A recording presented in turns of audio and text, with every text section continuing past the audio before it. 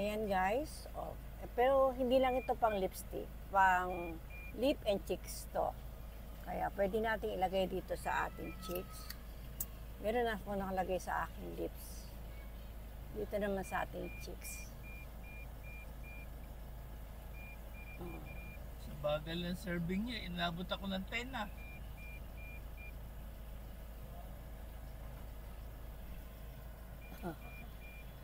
Ang ganda niya guys.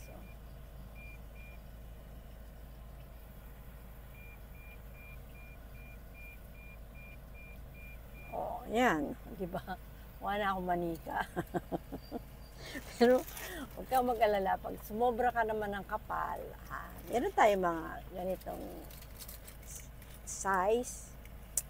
Pero siyempre, pag napula mo naman, kailangan naman natin ng sunscreen. Ayan, sunscreen lang naman po ang lagi kong ginagamit. Ayan, para matakpan naman natin yung konting apula.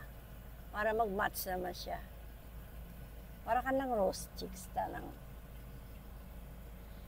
Yan ang murang pampaganda, guys.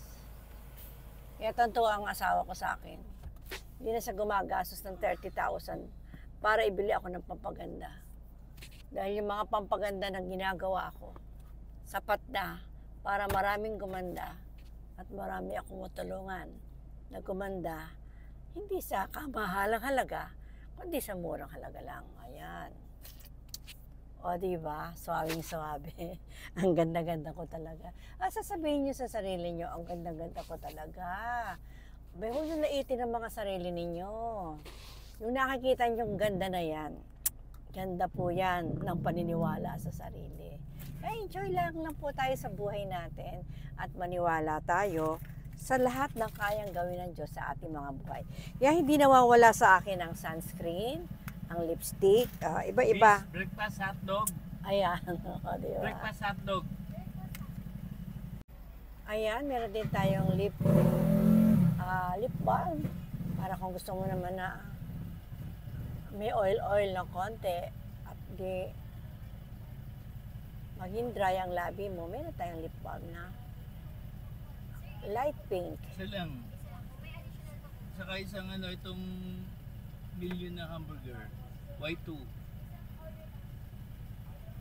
O, diba? Coffee.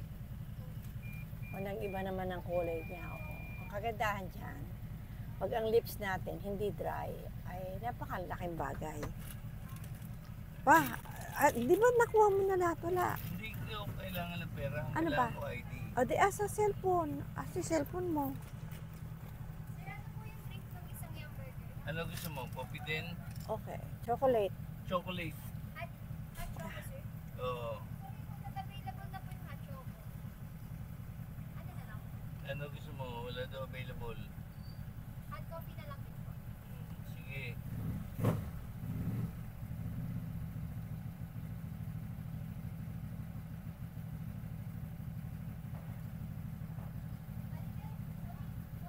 Hot coffee. O, di ba guys? Yung burger, O, di ba? Gumanda na ako lalo. Ganda. Maganda na, gumanda pa lalo. Kasi love yourself lang. Yun lang ang pinaka-importanting gagawin natin sa ating mga buhay. Ayan, traffic po dito ngayon sa Jollibee. Siguro mga 30 minutes na kami dito dahil yung nasa unahan namin na sasakyan ay hindi umaandar. Kaya ang ginawa ko na lang, ayan, nagpaganda na lang ako. O, di ba? Kita nyo naman, konting lipstick, konting burloloy. O, pwede na. O, di ba? Okay. Kaya ang buhay natin ay paganda ng paganda, pabuti ng pabuti, payaman ng payaman, palakas ng palakas. At enjoy lang po tayo sa ating buhay. Ito lang payo ko sa inyo. Kahit na naiinip tayo o meron man tayong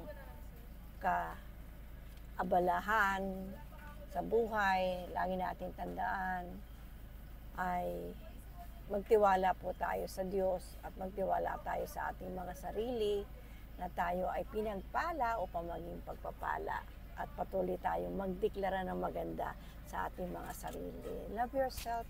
Wala po ibang magmamahal dyan. Minahal ka na ng Diyos. At mahalin mo rin ang sarili mo. Bago tayo mahalin ng iba, matuto muna tayo magmahal sa sarili natin. Way forward lang po yan. Mahalin mo si Lord, minahal ka ni Lord, magmahal ka, at mamahalin ka nila. At stay blessed, and in every minute of our life, think positive, declare positive. Whatever you say, whatever you declare, it will come to pass. Kaya say to yourself that you are fearfully and wonderfully made by God, and you are forever blessed. God bless you and more blessing. Happy Sunday!